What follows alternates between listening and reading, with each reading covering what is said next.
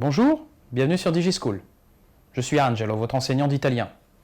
Aujourd'hui, on regarde de très près quelques utilisations de l'expression « c'est ».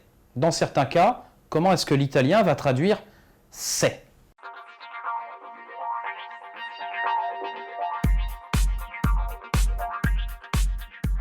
Le premier cas que l'on va observer, c'est la réponse à la question « Qui a ?»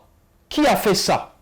C'est moi, c'est toi, c'est lui, c'est elle. La question c'est « Qui a parlato ?» C'est moi. Que se passe-t-il en italien? La réponse se contente du seul sujet « Io ».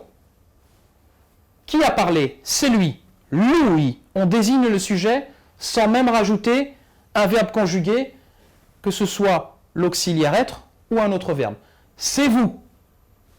Voi directement. C'est moi qui ai parlé, pardon. Ho parlato io. Là, on conjugue le verbe avec le sujet directement. On répond à une autre question. On s'auto-désigne. C'est moi qui ai fait ça. C'est moi qui parle. Là, on va directement à l'action. Parlo io. C'est moi qui parle. Parlo io. Sans être obligé de rajouter quelque chose. C'est toi qui le dis. Lo dici tu, sans être obligé de rajouter quoi que ce soit. C'est lui qui l'a cassé. L'ha rotto lui.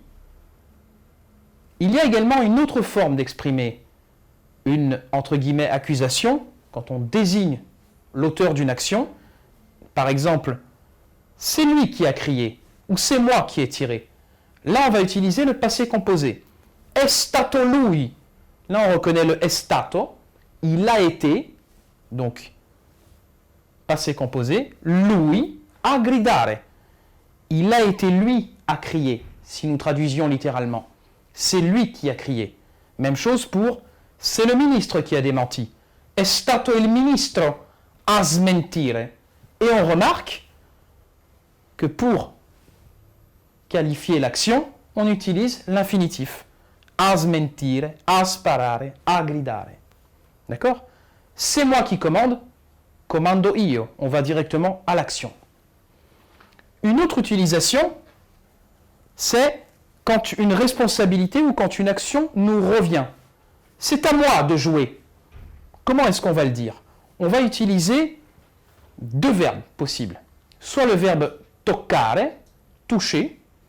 Vous jouez avec des amis. C'est à moi de jouer. Nous utiliserons le verbe toucher, toccare. Tocca. A me, c'est à moi. A plus loin me, giocare. Ici, le verbe toccare fait office d'action qui désigne. C'est à moi. C'est à nous de décider.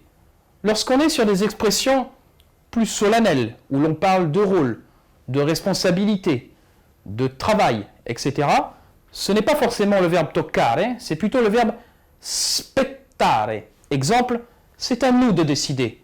Spetta a noi decidere.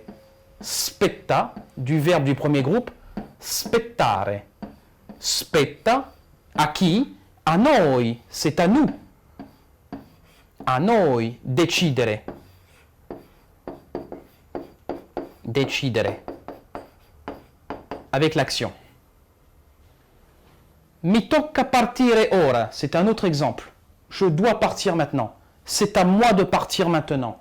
Ou bien, tocca a te fare il necessario. C'est à toi de faire le nécessaire. Il t'appartient de faire le nécessaire. Toccare, toccare, spettare. Qui sont les deux verbes qui vont désigner cette action d'autodésignation, justement. Voilà ce qu'il fallait retenir sur les différentes utilisations de « c'est ». Je vous remercie pour votre attention. À très bientôt sur DigiSchool.